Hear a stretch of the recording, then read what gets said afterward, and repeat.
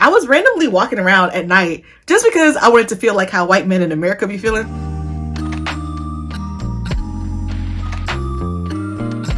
Feliz Navi Vlogmas, everybody. Welcome back to my channel. It's your girl aw-peh, and I'm in Tokyo. As the year fully winds down, I decided I wanted to do another video for my ins and outs for the new year. I did one on TikTok last year and it did really well, so I'm bringing it to YouTube, bigger, better, bolder, without too much hoopla. Let's get right on into it. Okay, so 2025 ins and outs presented by yours truly, aw-peh in Tokyo. And I put the phonetic spelling of my name on here because I fear too many of you all do not understand the O sound.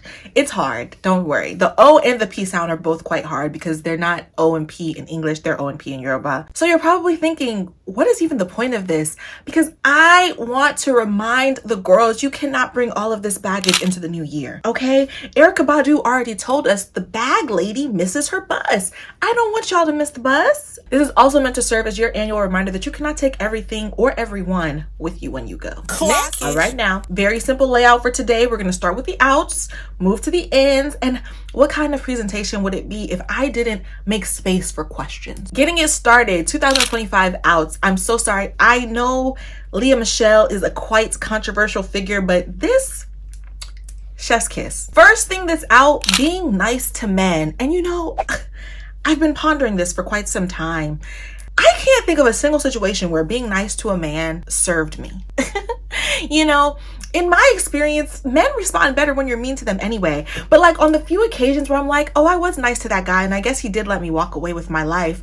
But then I read stories about women who were also nice to men and they didn't walk away with their life. And I'm just thinking, maybe it's luck of the draw, God's plan kind of thing. So why should I even bother? Why should I even bother?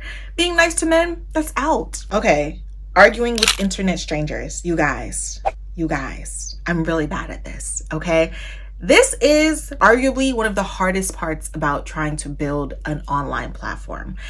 But people be trying it. People be trying it. On TikTok, I posted a video and like most of the comments were very complimentary, but like 3 different people were like, you need to change your eyebrow routine. Y'all need to go to hell. Like, don't tell me what I need to do, okay? Like, and it's so fascinating to me because there's no context in which someone would come up to me in person and offer that type of commentary on my physical appearance unprovoked. Anyway, the battle is no longer mine, it's the Lord's in 2025. I cannot continue to argue with internet strangers. It doesn't serve me, okay? Speaking of battles that are the Lord's, I can no longer overanalyze things that are out of my control. It's above me now. It's above me now. I will drive myself crazy trying to it's not even overanalyzing. I hyperanalyze everything. And it's just things that I can control, I probably will still continue to hyperanalyze because nobody's perfect. But things that are out of my control, I cannot hyperanalyze that anymore. Like, one major thing for me is not obsessing over YouTube analytics. I go over my analytics weekly at minimum. And I think that there's a lot of good for that. And it does help my channel because it lets me know areas of growth and concern. But there are some things in the analytics that I can't control. Like, I can't control why this video has 1 thumbs down. Like, I can't control that. Like, but I'll drive myself sick. Like, oh, maybe I should have changed this or not said that. And it's like, girl, it has like 30 thumbs up and 1 thumbs down and you want to change the whole video. Hyper analyzing will have you fixing things that aren't broken. And I don't want to do that anymore. It's up to God now. Okay. It's above me now. Oh my gosh. Self-doubt. Matter of fact, I want all of us, we all must leave self-doubt in 2024. I recently realized that I am exactly who I think I am. When I deny that I'm exactly who I think I am, I do a disservice to myself, to God, to my family, to my friends, and most importantly, I do a disservice to my haters. As a Yoruba babe, I'm often fueled by my haters, okay? My haters are in fact my motivators, and if I don't take every opportunity I can to stunt on them, what am I doing? How dare I let self-doubt and imposter syndrome rob me of opportunities to stunt on the people that told me that I couldn't do it? That's crazy.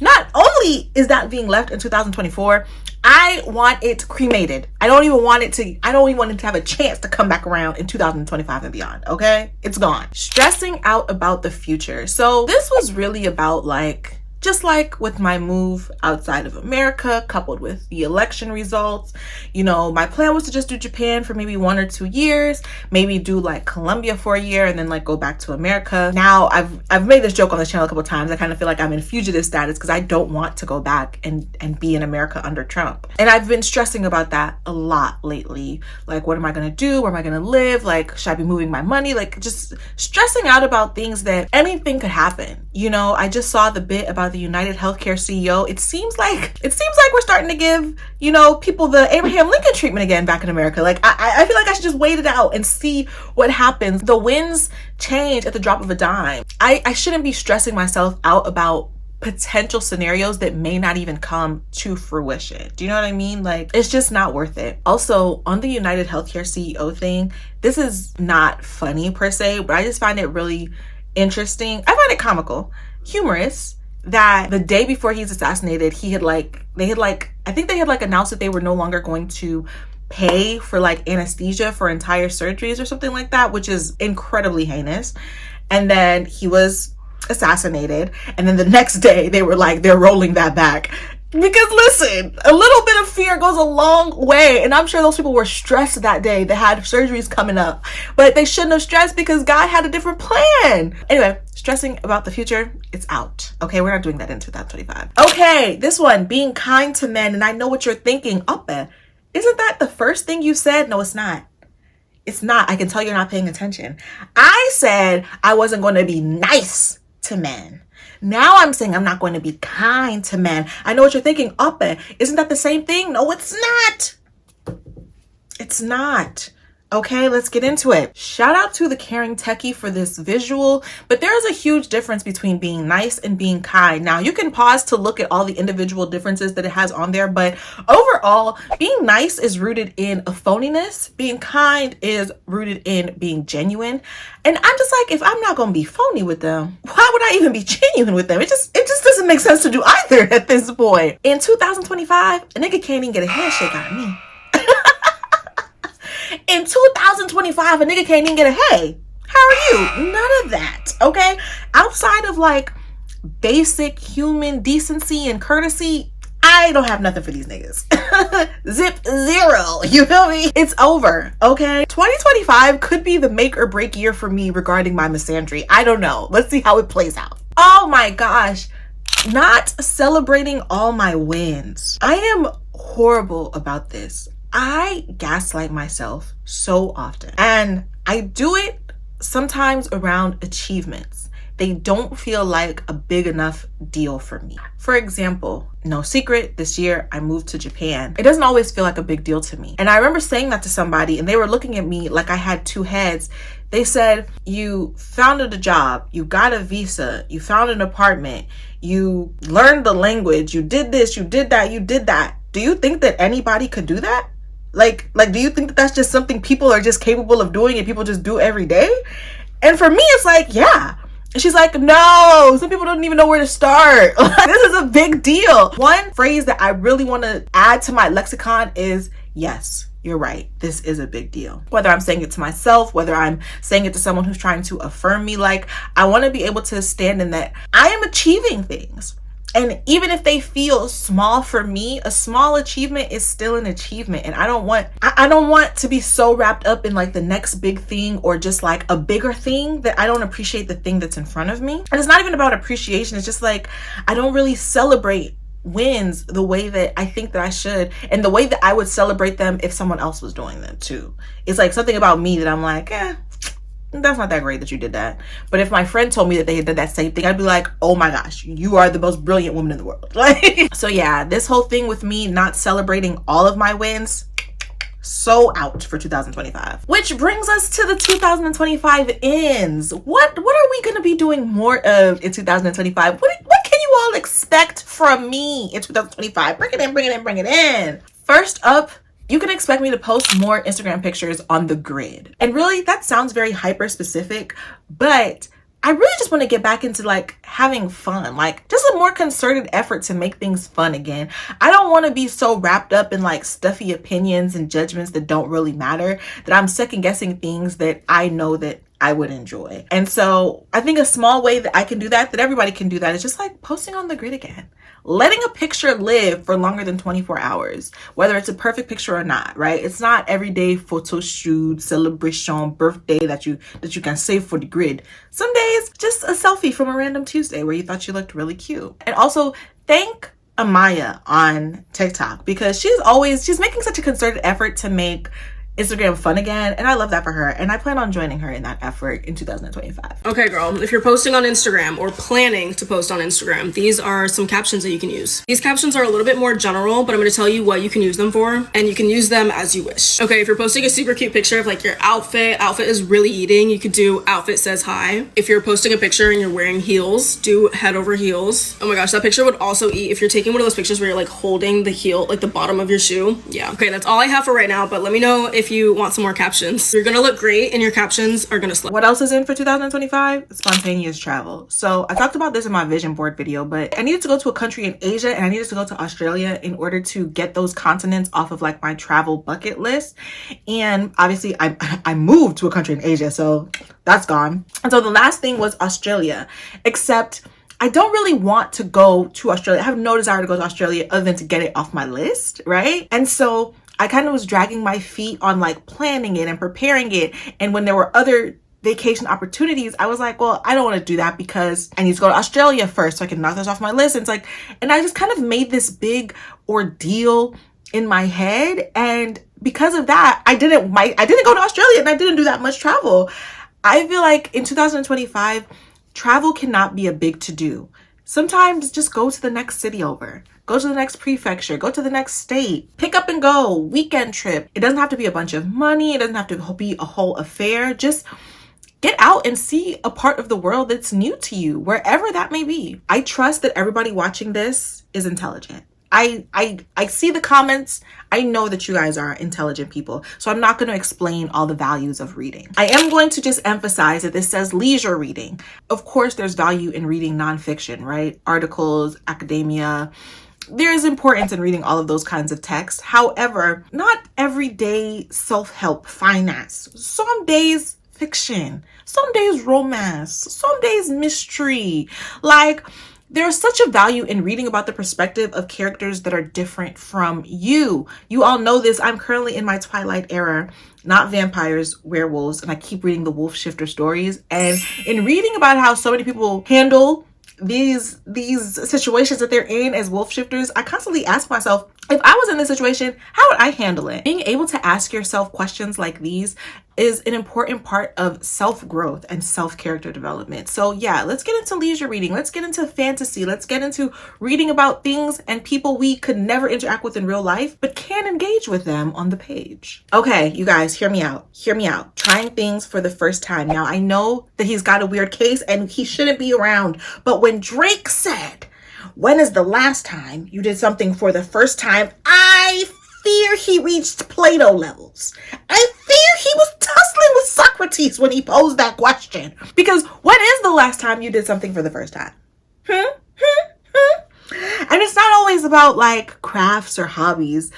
To be honest, I was thinking it more of like on a lifestyle and like life choices kind of way. So, you know, Blue Ivy is currently doing the press run for like Mufasa, right? Which means she's hitting the red carpet and she's throwing looks. You feel me? I keep seeing older women my age, commenting on the way she looks. She's a child. She's 12 years old. And it's so interesting to me that when we were children, we hated when older women commented on the way that we looked. Yet, as older women, we comment on the way children look. And I'm using we in like the most generalistic term. I don't comment on the way children look. And I get very upset when people comment on the way children look. But solidarity, sisters. I want more for us. But when I think about things like, oh, try it for the first time, it's like, it's so easy to fall into like that generational pattern of becoming the villain you didn't want to be when you were younger, right?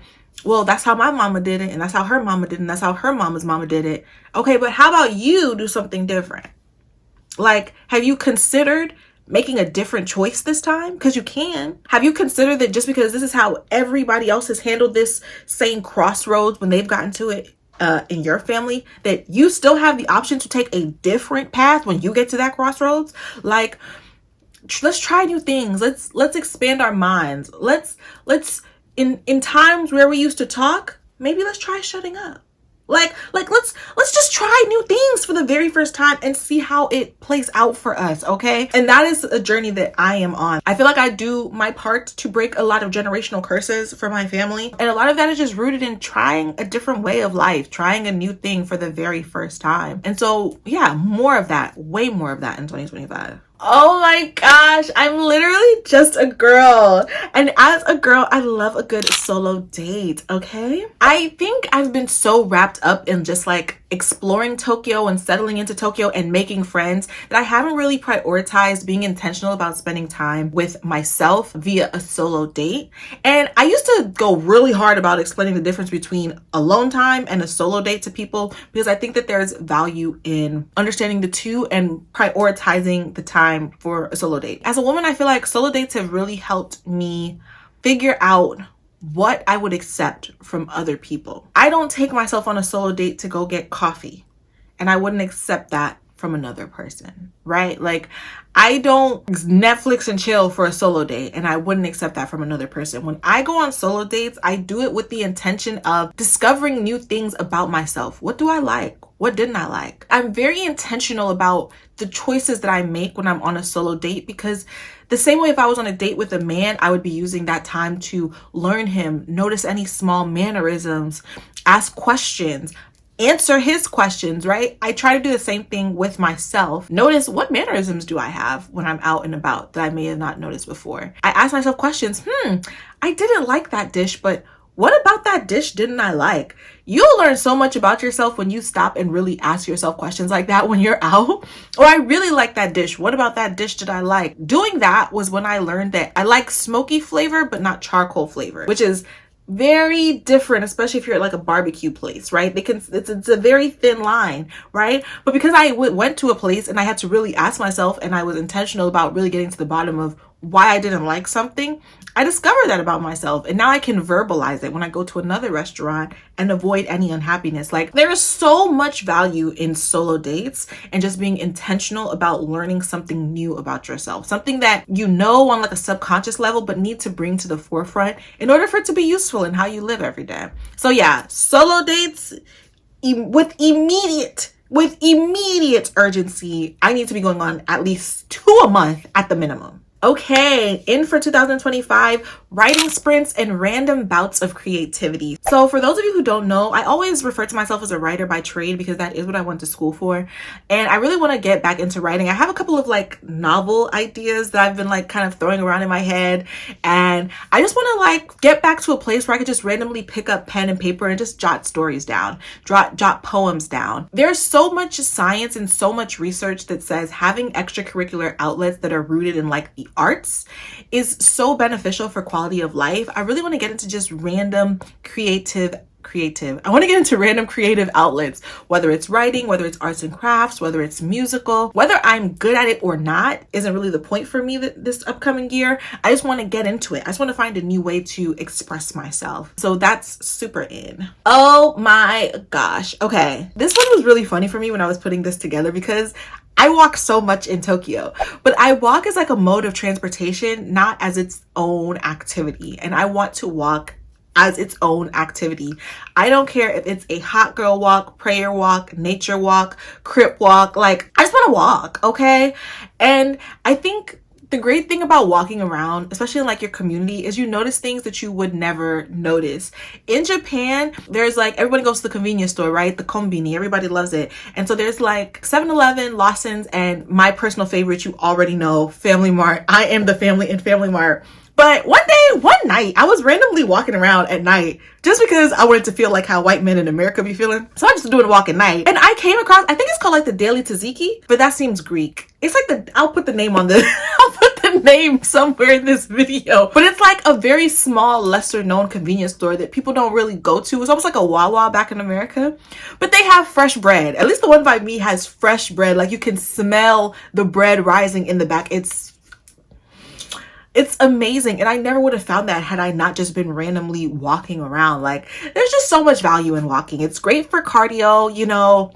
As you get to be a certain age, you got to keep that heart strong. Walking is in. Okay, so let's do a quick little recap. What's out? Being nice to men, arguing with internet strangers, overanalyzing, self-doubt, stressing about the future, being kind to men, and not celebrating every single win. That's out. There's the door, bitch. Okay, but what's in? Posting Instagram grid pictures, spontaneous travel, leisure reading, trying new things, solo dates, random bouts of creativity, and walking. These are the things we have to keep in mind to make sure that 2025 is the best year it could possibly be. As with any good presentation, of course, there are questions. Let me know in the comments if you have any. We're gonna start a dialogue, okay? I'm sorry. If y'all have never seen that Charles Barkley meme, I'm sorry. I really hope you guys have enjoyed today's video. Feliz Navi Vlogmas. I will see you guys tomorrow. Mwah.